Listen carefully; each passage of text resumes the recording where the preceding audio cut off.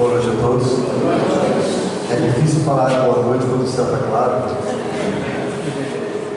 Pessoal, nosso tema de hoje é a respeito de Jesus. Eu acho que em dezembro não teria tema melhor para se falar. Mas eu não vou negar que isso deixa a gente numa saia justa. Porque por mais que você queira falar de Jesus, nunca cabe no tempo que se tem. Então nós temos que pegar frações da visão, uma fatia estreita, um foco selecionado do que se quer abordar a respeito dele. Pois bem, como ponto de meditação, eu trouxe uma passagem do Evangelho de João, capítulo 14, versículo 9, que diz o seguinte: Então Jesus ministrou-lhes: Há tanto tempo estou convosco, e tu não me tens conhecido, Filipe? Aquele que vê a mim, vê ao Pai. Como podes dizer, mostra-nos o Pai? Os próprios apóstolos não conseguiam entender perfeitamente tudo que ele tinha para ministrar. Pois bem, eu estava sentado ali e durante alguns instantes, meditando a respeito do assunto de hoje, eu fui transportado para o ano de 1970, minha infância. Eu tinha 6 anos de idade e eu havia me auto-alfabetizado com aqueles cubinhos de letra. Eu adorava brincar com aquilo, e uma tia tinha mudado para os Estados Unidos e deixou uma caixa lá em casa. E minha mãe via a necessidade de levar-me para uma escola. Quando fomos na escola, na época de Jesus que eu estudei, quando ela me levou para dentro de uma sala de aula para alfabetização, eu vi a professora acompanhando os alunos fazendo aqueles exercícios de coordenação motora, era o pré. E eu achava tão delicado, mesmo ainda estando na infância, às vezes ela pegava na mão deles para começar a fazer aqueles movimentos. Só que aquilo não me desceu. Ainda bem que a professora falou assim: não, ele já sabe ler, leva para o primeiro ano. Aí chegando na sala de primeiro ano, quando estava todo mundo recebendo exercícios, aí a outra professora estava me dando exercício de coordenação motora, porque eu só sabia fazer as letras de forma. Mas aquela atenção que eu via dando, carimbar um bichinho no caderno e começar a fazer o desenho que seria a coordenação motora, e mesmo a atenção que a gente vê nas professoras das pré-escolas atendendo as crianças, eu fico pensando, ser mestre é uma vocação, não é uma profissão.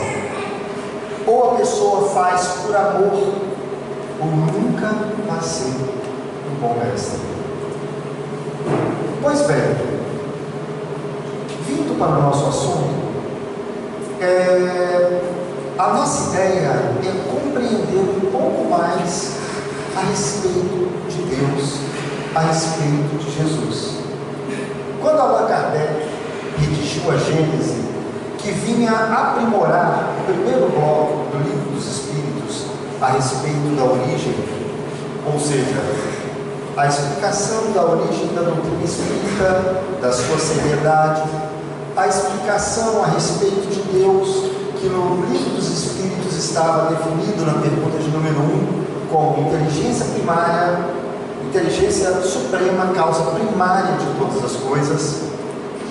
Quando Kardec, após tecer algumas perguntas que davam as principais diretrizes da doutrina espírita, ele teria a necessidade de ampliar a obra nos 4 livros que ele lançaria depois. E na Gênese, ele foca especificamente para explicar Deus.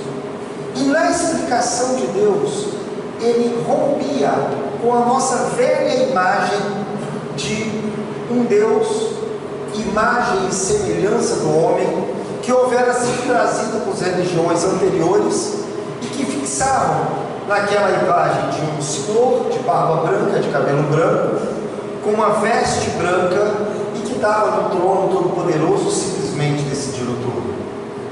a ciência não permitira seguirmos com essa imagem adiante. Quando Kardec, na Gênese, começa a explicação a respeito do fluido cósmico universal, da presença do fluido cósmico universal em todos os espaços da Terra, desde entre as galáxias onde o homem acreditava existir o vácuo, até no espaço que deve ser preenchido entre as partículas subatômicas que formam o átomo. Ali ele dá a possibilidade de Deus ser onipresente e onisciente, quando ele diz que o fluido cósmico universal é o veículo do pensamento de Deus. Por que eu estou abordando isso? Imaginemos Jesus tentando explicar isso naquela época. Era impossível. Praticamente impossível. Quando se falava de leis de Deus, a referência que se tinha era os 10 mandamentos. Vindo para os tempos atuais, no Livro dos Espíritos, na 4ª parte, quando fala das leis divinas ou leis naturais, na pergunta de número 617, Kardec questionou: as leis divinas, que compreendem no seu âmbito, concernem alguma outra coisa que não seja somente o procedimento moral? E os Espíritos responderam com toda a propriedade: todas as leis da natureza são leis divinas, pois que Deus é o autor de tudo. O sábio estuda as leis da matéria, o homem de bem estuda e pratica as leis da alma. Caberia essa explicação a Jesus oferecer ao povo naquele tempo? Pois bem, a humanidade nos últimos séculos trabalhou evoluindo principalmente na área do conhecimento, principalmente, vamos dizer assim, da época do Renascimento, do Iluminismo para cá. A ciência começou a crescer de uma forma acelerada. A filosofia ganhou espaço novamente, que tinha ficado totalmente oprimida na Idade das Trevas. Então, a partir dali, nós começamos a construir conhecimentos em cima de conhecimentos, sempre alguma coisa nova baseada no conhecimento já que se adquiriu anteriormente. E assim surgiram pensadores e surgiram cientistas que seguiram cada um uma linha de pesquisa. Alguns seguiram adentrando o campo da física e avançando pelas leis que regem a movimentação dos corpos, a lei da gravidade e por aí vai. Outros mergulharam na origem da química, tentando compreender a composição dos corpos, os elementos que poderiam fazer as combinações necessárias para chegar à matéria que se tinha. Outros seguiram mergulhando pela biologia, compreendendo agentes patológicos e compreendendo todas as forças que regem a vida dos organismos vivos. E cada um deles, na verdade, está pesquisando sobre os fatos e sobre as coisas que acontecem no nosso mundo. Então, depois de ver essa pergunta de Kardec, eu sou obrigado a me perguntar: quando nós vemos um Chico Xavier, um Divaldo Pereira Franco, ou quando voltamos a Albert Einstein, me pergunto, qual a diferença deles? Até hoje nós deixamos separadas religiosidade e as leis morais que ficaram geralmente vinculadas à nossa crença religiosa e ao Messias que atendeu de acordo com a visão religiosa de cada região e que nos trouxe ideais de comportamento. dos conhecimentos científicos. E essa separação até se tornou necessária, porque quando estávamos vinculados naquela imagem de um Deus vingativo, de um Deus imagem e semelhança do homem, uma completa inversão de parâmetros, era uma forma de se manipular o povo. E a ciência não tolerou isso. Tanto que no final do século XIX, o filósofo alemão Friedrich Nietzsche anunciou a morte de Deus. Deus morreu. Deus continua morto. E quem o matou fomos nós. Mas ele queria dizer que aquele Deus, cuja proposta era oferecida pela religiosidade até então, repleto de vícios, e que tinha um poder que atemorizava as pessoas e assim permitia a manipulação do povo, com o avanço do conhecimento filosófico e científico, a população começava a questionar, não era mais cabível aquilo. Tudo bem, avançamos e deparamos-nos com esses homens que pesquisaram. E eu volto para a pergunta: qual a diferença? A separação das duas coisas veio dessa fase, porque na verdade nunca existiu separação.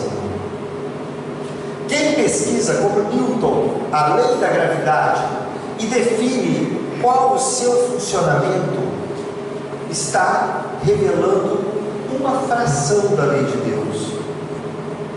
Quem pesquisou os elementos e organizou a tabela periódica, estabelecendo o número atômico, massa atômica, eletronegatividade e todos os outros dados que regem a união dos elementos químicos, está nos revelando mais uma pequena fração da lei de Deus. Quem mergulhou pela eletricidade, Faraday, Ampère, Voltaire, trouxeram também explicação de mais regras de outra fração da lei de Deus. Aqueles que adentram a pesquisa para o lado da filosofia, da ética e do comportamento moral, trazem à tona também parte da lei de Deus, porque são as regras necessárias para a convivência em sociedade. Kardec, no ano de 1857, publicava o Livro dos Espíritos, que era a base da doutrina que nós estudamos no dia de hoje. Mas já naquela época ele dividiu, deixando claro que o Espiritismo trazia 3 bases para se sustentar: uma base religiosa, uma base filosófica e uma base científica. Elas coadunam com as pesquisas que nós vemos todas as ciências e todos esses estudiosos mergulharem. Quando junto isso, me leva a uma frase que era muito utilizada na Roma antiga: todas as estradas levam a Roma, todos os caminhos levam a Roma. E eu diria que todos os caminhos do conhecimento nos levam a Deus. Por qualquer lado que nós mergulhemos, desvendando as leis que regem o nosso mundo, quer seja físico ou de qualquer outra visão, vai nos levar diretamente à compreensão de Deus. Então, quando nós passamos a enxergar a grandiosidade e a complexidade, quem estuda engenharia, quem estuda praticamente todas as profissões, vê a complexidade do conhecimento em suas minúcias, dá para entender o quão distante nós estamos de compreender completamente a Deus. E nessa hora, eu sou obrigado a focar numa coisa. Quando nós mergulhamos nessas pesquisas, tal qual Kardec narrou na pergunta número 617, que eu li aqui, nós estamos desenvolvendo uma fração do nosso conhecimento. Para sermos seres integrais, para evoluirmos espiritualmente, cabe-nos desenvolver todas as faixas de conhecimento. E às vezes nós estudamos durante uma vida toda só uma fraçãozinha. Às vezes uma especialidade da medicina, não é toda a medicina. Às vezes uma especialidade da psicologia, não é toda a psicologia. Então, o quanto nós temos ainda para nos aprofundar. E é a união de todos esses conhecimentos ao seu extremo que, somados, nos dão uma visão mais aproximada do que seria Deus. Tanto que quando Kardec questiona a espiritualidade, se Deus poderia ser definido como infinito, ele fala que nos falta vocabulário. Deus é infinito, mas dizer que o infinito é Deus é faltar com detalhes na explicação. Pois bem, partindo desse princípio, desse conhecimento das leis, cada pessoa escreve uma obra descrevendo aquilo que entendeu. Nós encontramos nas nossas bibliotecas milhões de livros, cada um focado, quer seja em direito, quer seja em psicologia, quer seja em engenharia elétrica, engenharia civil, e todas as outras frações do conhecimento, livros que entram para explicar. E o que é que explica? Está explicando um detalhe apenas do conhecimento. Aí eu volto para me perguntar, afinal de contas, onde está escrita a lei de Deus? Os livros que nós encontramos, que nós redigimos, é a nossa compreensão da lei de Deus. Newton, quando descreveu as fórmulas que permitem calcular a força da gravidade, ele nos descreveu como entendê-las. Mas aonde está a lei de Deus? Está na atração dos corpos. O grande livro que contém a lei de Deus é o nosso planeta, é o nosso universo. Ele está escrito dentro dos corpos, da matéria, dos rios, das florestas. Isto é a lei de Deus escrita na forma de objetos que nós podemos palpar, que nós podemos observar, que nós podemos mensurar. Ou seja, a natureza é o livro de Deus. Tá bom, eu dei uma volta bem complexa para chegar até aqui. Cristo, há 2000 anos atrás, veio à Terra com o intuito de nos instruir, de nos permitir adentrar a compreensão de Deus e de suas leis. Mas veio no seio de uma população completamente bárbara. Éramos ignorantes, porque não tínhamos ciência nenhuma. Éramos, vamos dizer assim, analfabetos, porque raríssimos eram aqueles que dominavam a capacidade de ler e escrever. Somar então e utilizar os números eram a exceção da exceção. E é para esse povo que ele tem que explicar. Pois bem, se eu chegasse aqui, eu sou da área de tecnologia, e tentasse explicar alguma coisa de rede de computadores, explicar a respeito de endereçamento IP, a respeito de máscaras de rede e roteamentos, Quem é da área entenderia. Quem não é da área ficaria assim: o que é isso? Por outro lado, se alguém se dispusesse a explicar a respeito do funcionamento das organelas que existem dentro da célula, da membrana celular, dos ribossomos, dos cromossomos, da mitocôndria e tudo mais, que eu não domino, eu que ficaria assim: porque me faltam subsídios, me falta base. Então, se você vai falar para uma palestra, fazer uma explanação para um grupo misto de pessoas, você não pode especializar as expressões. Elas têm que vir dentro do campo neutro. Bacana, todo mundo já estudou, já fez determinados anos de escolaridade, você pode falar em determinado nível. Mas e quando mistura que existem pessoas que têm o terceiro grau, pessoas que têm o segundo grau, pessoas que têm somente o fundamental, vamos dizer assim, ou pessoas que nem isso têm?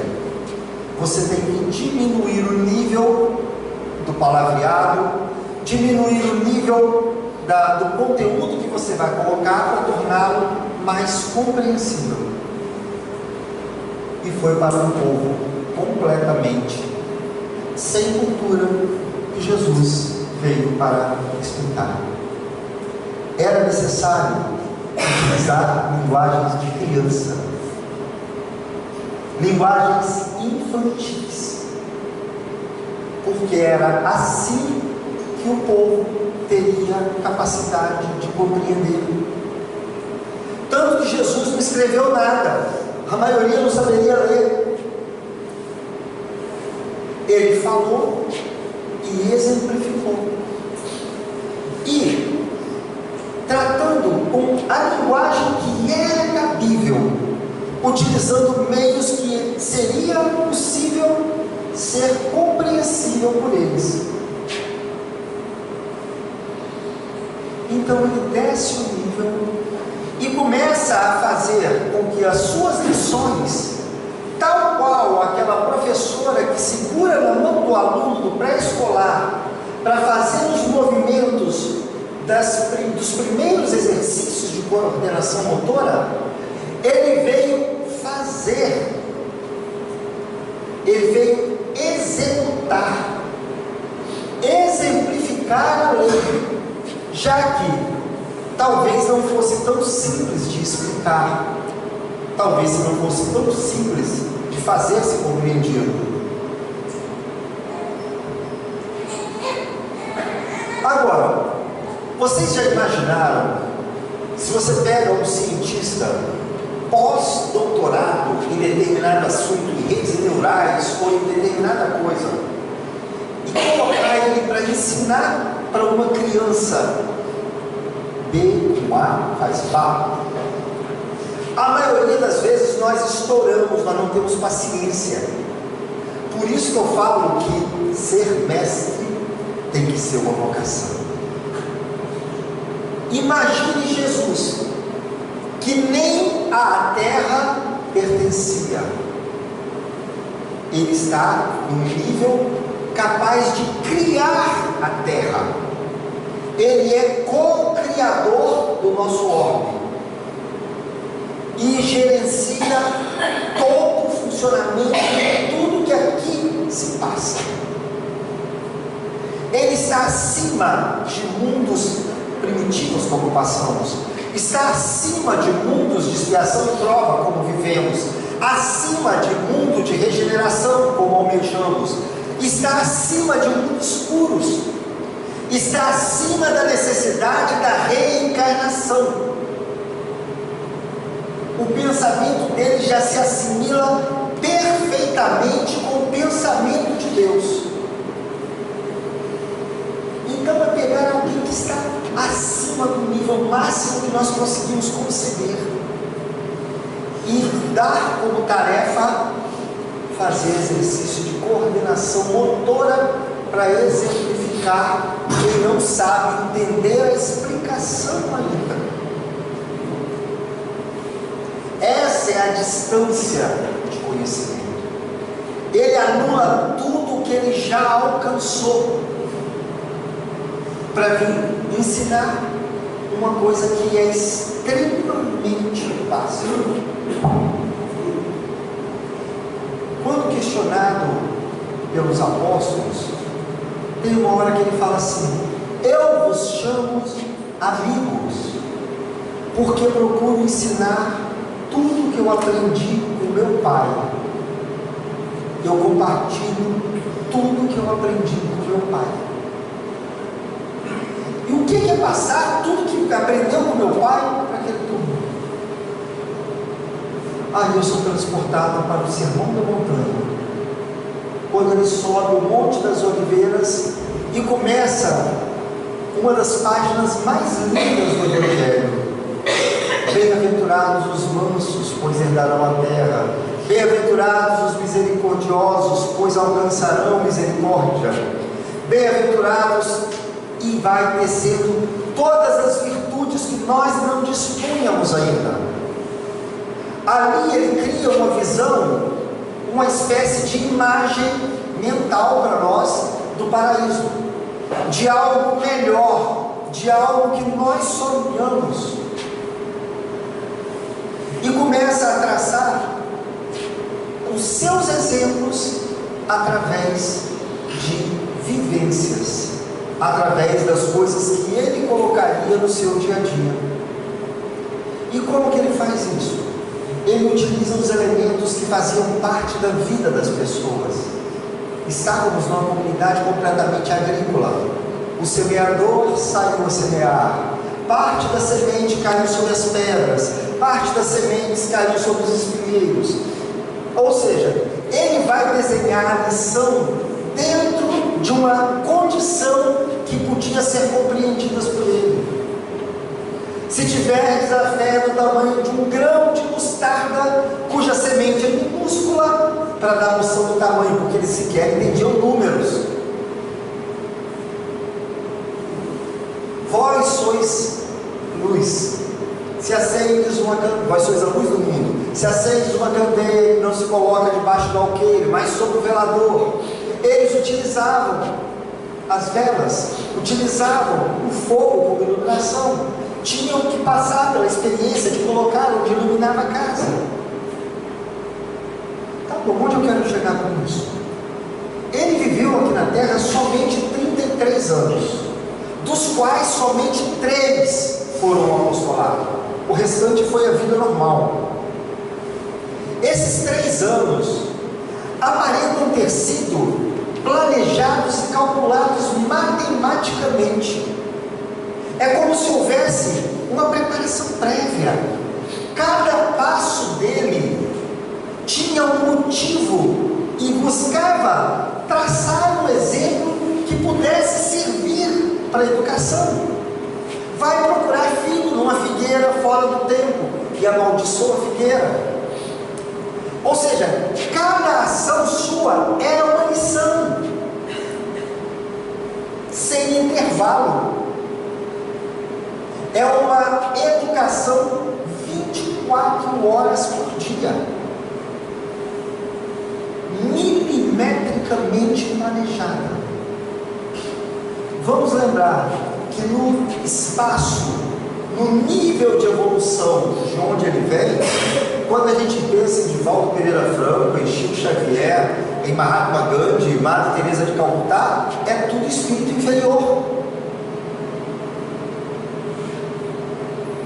Mas ele veio para fazer o básico, veio para fazer aquilo que nós não temos paciência para fazer, aquilo que nós perdemos a paciência com coisas muito menores, quando alguém nos pede para auxiliar no ambiente de trabalho, na escola ou qualquer coisa similar. Então,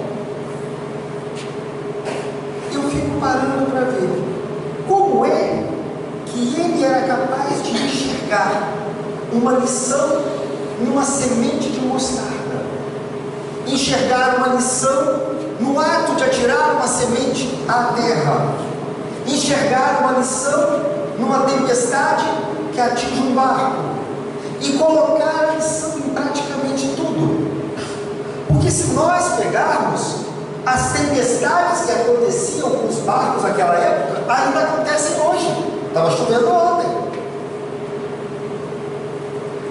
As mesmas sementes que eram semeadas lá atrás, tirando as transgênicas, são as que são semeadas hoje.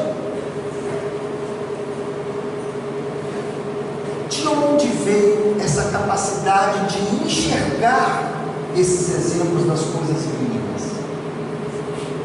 É na forma de olhar as coisas, é na forma de enxergar o mundo.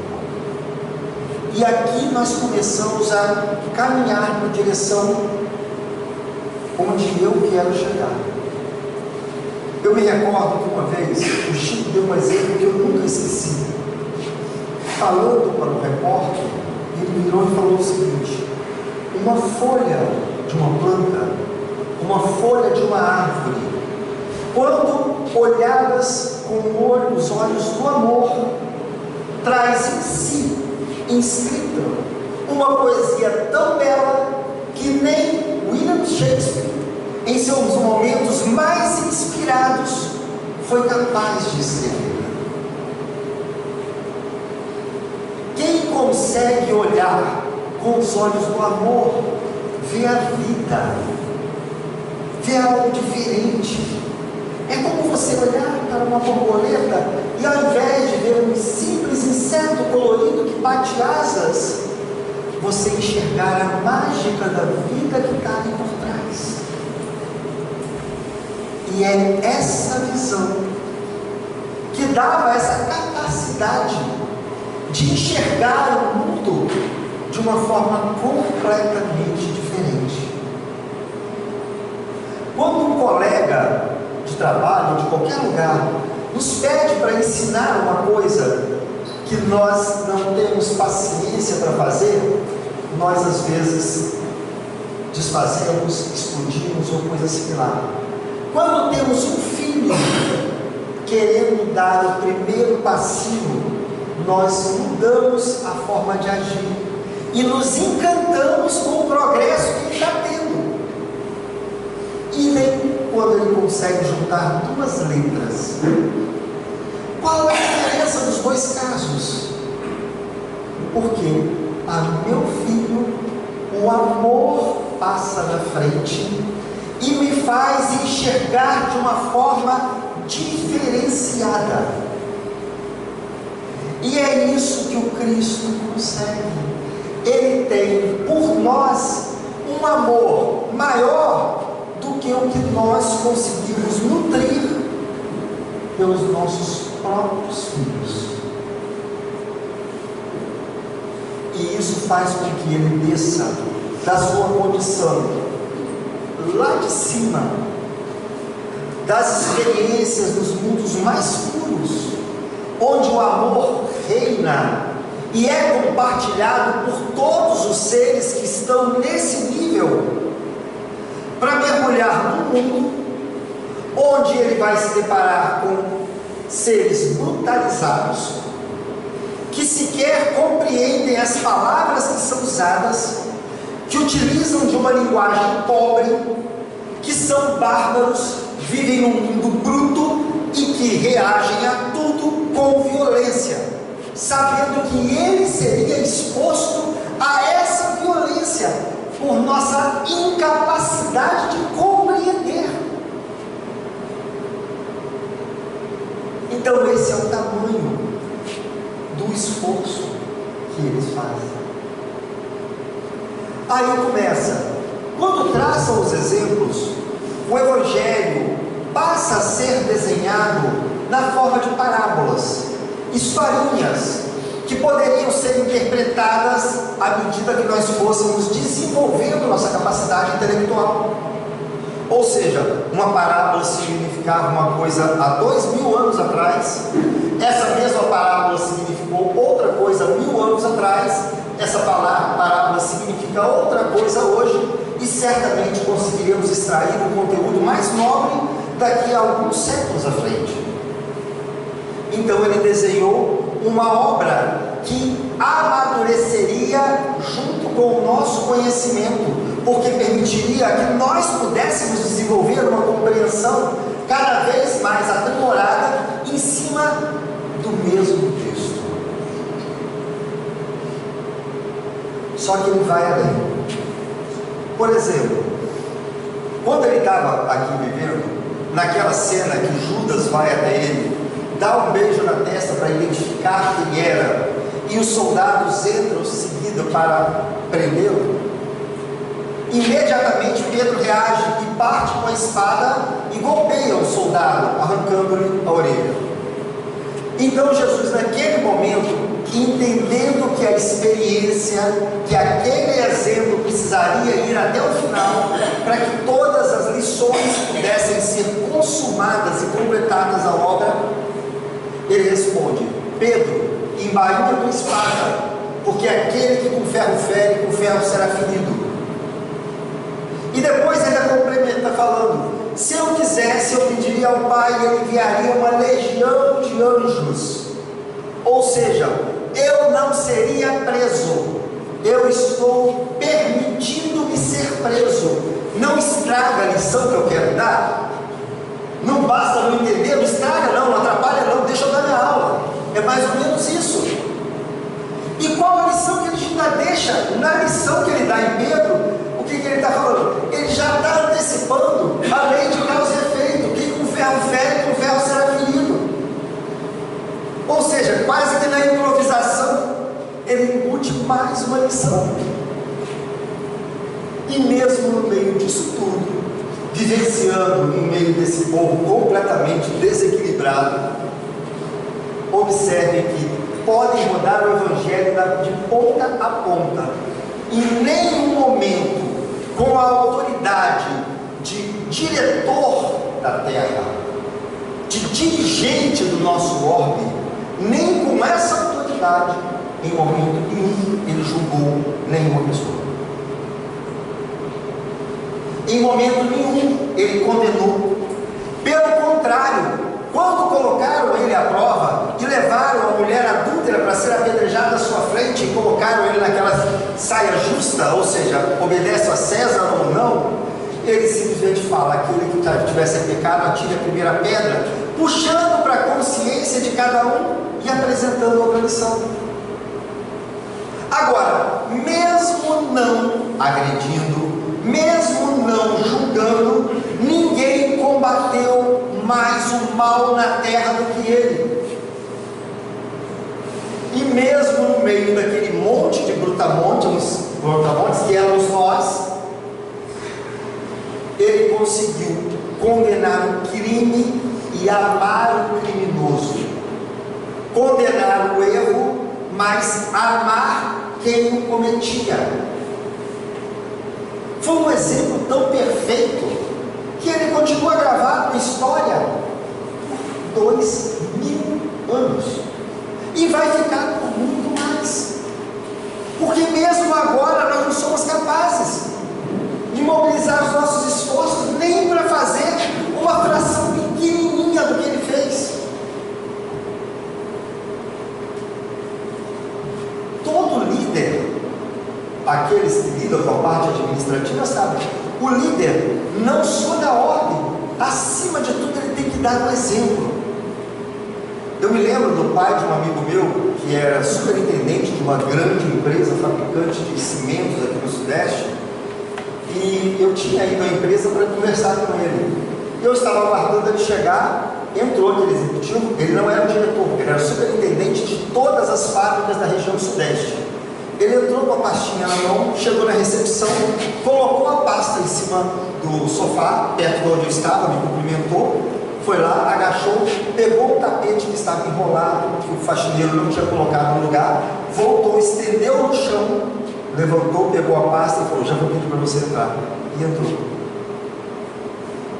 Eu não sei o que esse faxineiro ouviu depois. Mas ele mostrou que cada um é responsável para que aquilo fique no lugar direito. Moisés não conseguiu fazer isso. Ele já falou da lei de amor. mas ele, em sua história, ele sujou as mãos de sangue, porque utilizou a espada para ferir alguém. O Cristo não. Ele foi perfeito do início ao fim. Ele não só falou, ele viveu na íntegra, a cada minuto, tudo o que ele falou. Por isso que ele questiona o apóstolo naquela nossa colocação lá no início: quem vê a mim, vê ao Pai. Porque tamanha era a sintonia mental que ele carregava, que o pensamento dele coaduna perfeitamente com o pensamento de Deus. E as suas ações, inquestionavelmente, todas elas são de acordo com o pensamento de Deus. Não quer dizer que ele era o Deus, mas ver o comportamento dele imediatamente como espelhar o próprio Deus. Ele vivia o pensamento de Deus na sua própria vida. Na década de 70, eu ainda era moleque, mas eu lembro, eu assistia o Jornal Nacional. Antes era Repórter, mas era muito pequeno, não lembro de nada. Mas quando eu assisti o Jornal Nacional, eu me lembro de muita coisa, que às vezes a memória traz bastante detalhes. E um caso eu me recordava em pedaços, eu voltei para pesquisar na internet o detalhe. Na época, o arcebispo da igreja anglicana na África, Desmond Tutu, ele foi visitar o Museu do Holocausto lá na Alemanha, e existia lá um livro de presença que eles pedem às pessoas para assinar e deixar alguma coisa. E quando Desmond Tutu assinou, ele colocou o seguinte: Deus ampare e dê força aos judeus e às vítimas, para que eles possam perdoar as pessoas que fizeram isso.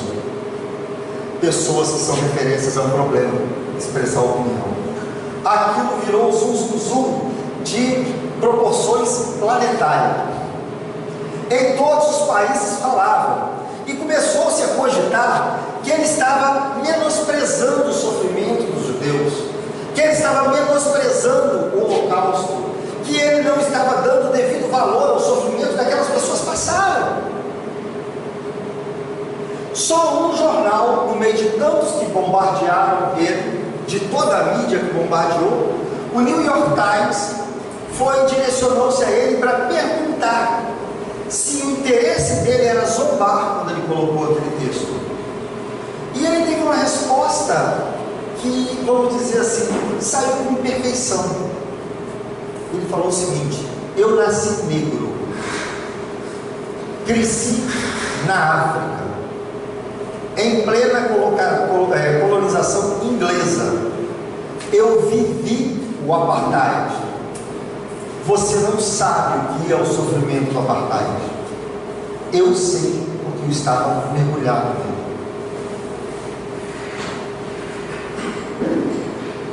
E ele, por ter experimentado aquela dor, ele sabia, dentro do conhecimento teológico que tinha, a importância de aprender a perdoar.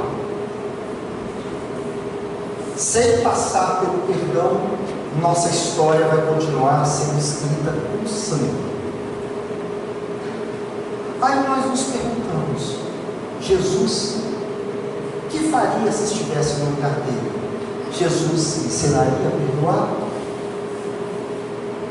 Pois basta lembrar o seguinte: já sabendo o que se passaria, ele veio à terra, expôs todas as suas lições, trilhou o caminho que levaria ao seu próprio holocausto,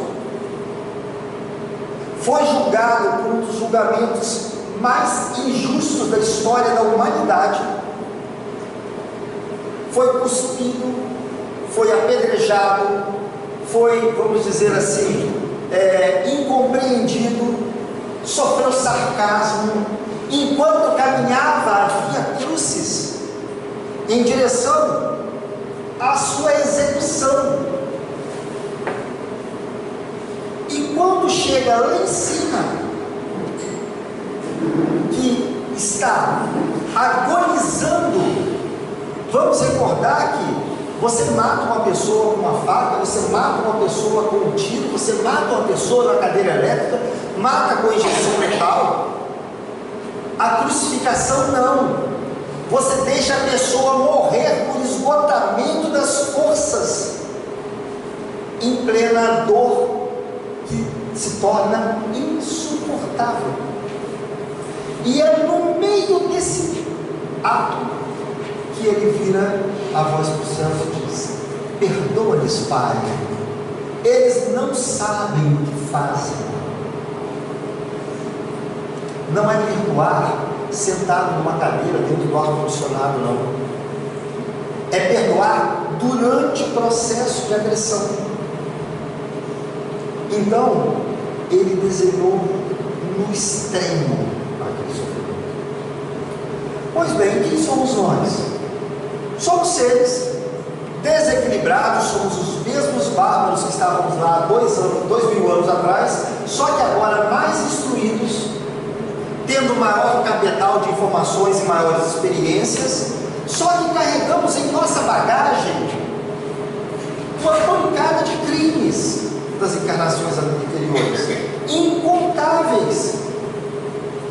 Quem estava vivendo no período bárbaro, no mundo no mundo inferior ou no mundo primitivo, estava convivendo pela necessidade. Nós podemos nos achar até boas pessoas, mas estamos no mundo de expiação e prova, estamos aqui por termos isso como necessidade de nossa lição. Mas o Cristo não, ele estava lá somente como missionário, por amor. Quando os nossos filhos são ingratos, quando os nossos filhos nos ferem, é normal, às vezes para dar uma lição e às vezes pela revolta, nós nos alteramos, nós gritamos em determinados casos, até agimos com determinada violência. E são nossos filhos. E o Cristo passou isso por toda uma comunidade. Aquela paciência que nós não temos por um filho, ele foi capaz de ter por todos nós.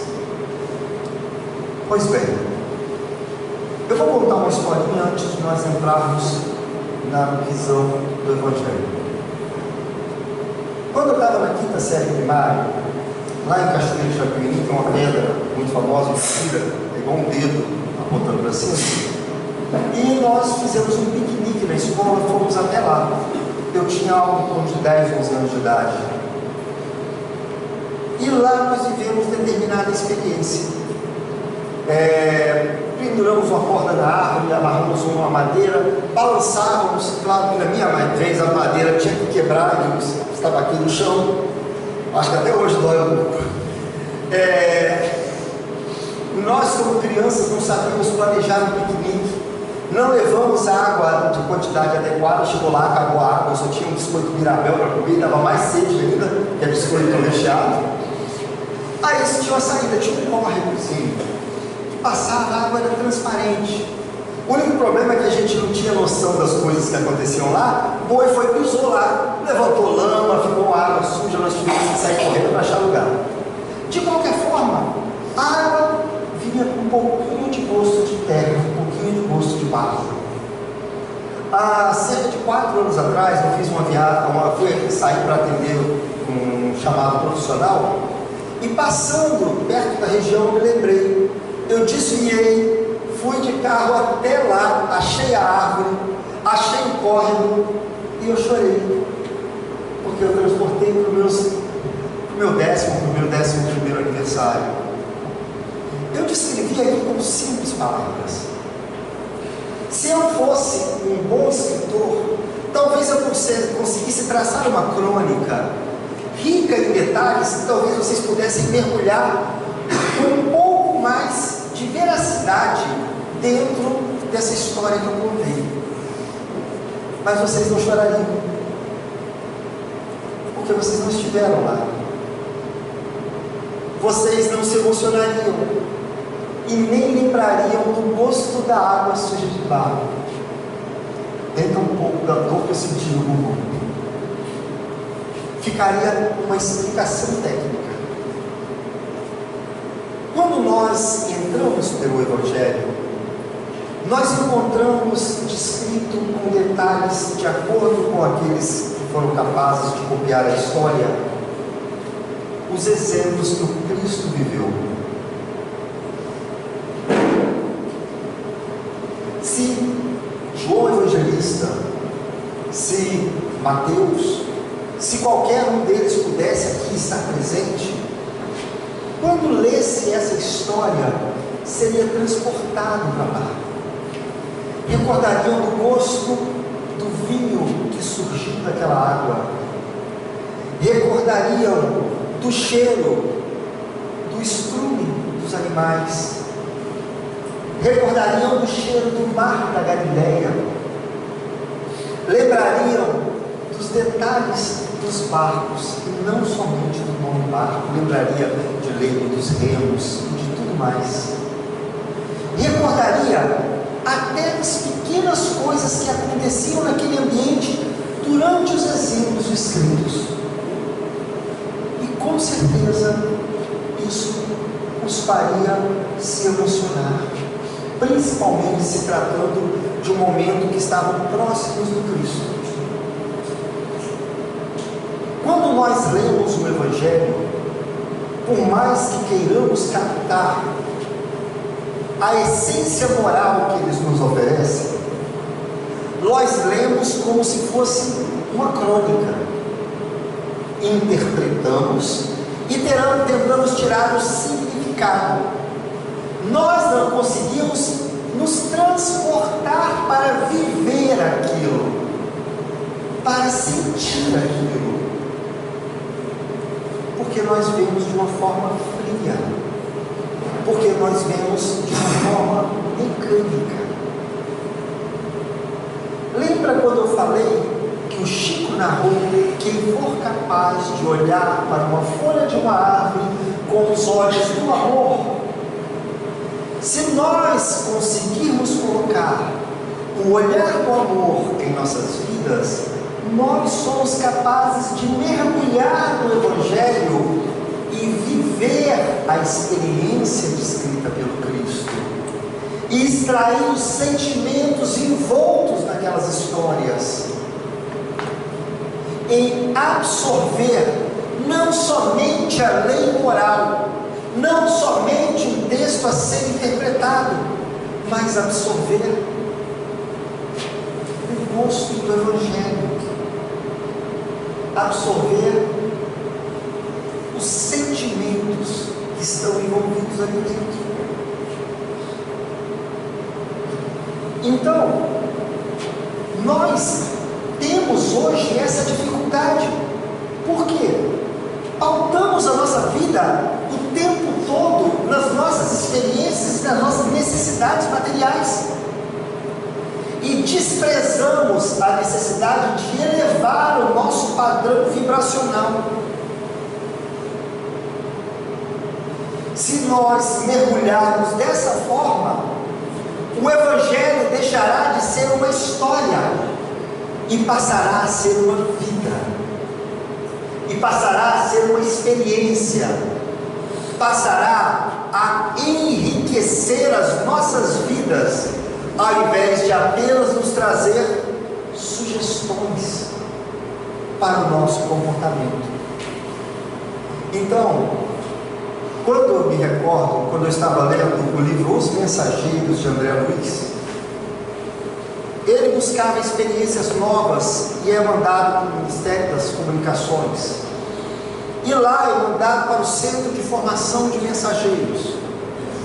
Lá se dava treinamento e preparavam espíritos aos milhares para virem à Terra, para trazerem a mensagem do Cristo. Não é para serem portadores de cartas, não é para serem transportadores de mensagens. O convite e a proposta que somente 1 ou 2% atende que a maioria fale integralmente, era de ser a carta, ser a mensagem viva do Evangelho. Não é de chegar para recitar no alto de uma tribuna espírita as passagens, todas as parábolas de cor, mencionando o número ou dando a interpretação espírita ou de qualquer outra religião, mas é de trazer o Evangelho nos seus atos, trazer o Evangelho em suas ações, trazer o Evangelho em seus exemplos, respirar Evangelho, pensar Evangelho, tal qual o nosso querido Chico, que nos deixou há pouco tempo, foi capaz de fazer. Mas nós não somos Chico Xavier, mas nós temos capacidade de mudar muito. Nós temos capacidade de vestir esses personagens. Estava acontecendo agora em São Paulo, estava cosplay, e um monte de gente vestidos de personagens dos games, de personagens dos filmes, de personagens de cartoons, por aí vai. É temporário, mas estão vivendo. Viver o Evangelho é nos vestirmos de Cristo, mas sem fantasia, nos vestirmos em ação e passarmos a adotar em nossos passos, em nossos exemplos, o comportamento que o Cristo sugeriu. Pensar o que eu faria se estivesse no meu lugar. É colocarmos o Cristo dentro de nós, ao invés de adotarmos uma religião, é colocarmos a religião dentro de nós. Ao invés de pregar a chegada do Cristo, é fazermos de nós o exemplo do Cristo, para que possa estar presente na vida de cada um. Quando nós colocamos o Evangelho, nossa vida muda, nossa felicidade muda e tudo muda. Por isso chamamos o Cristo de Mestre, porque Ele foi capaz de pisar nos lugares que nós precisamos de pisar. Foi capaz de fazer o que nós precisamos fazer. Nós não precisamos criar nada, basta copiar. O exemplo que foi dado por Ele é suficiente para que nós possamos mudar completamente o mundo que nós vivemos. Nós somos capazes de mudar e já entrarmos no mundo de regeneração. Nós somos capazes de merecer esse espaço. Basta aprendermos a convivermos uns com os outros, amar ao próximo como Ele nos amou. Obrigado a todos pela atenção. Boa noite.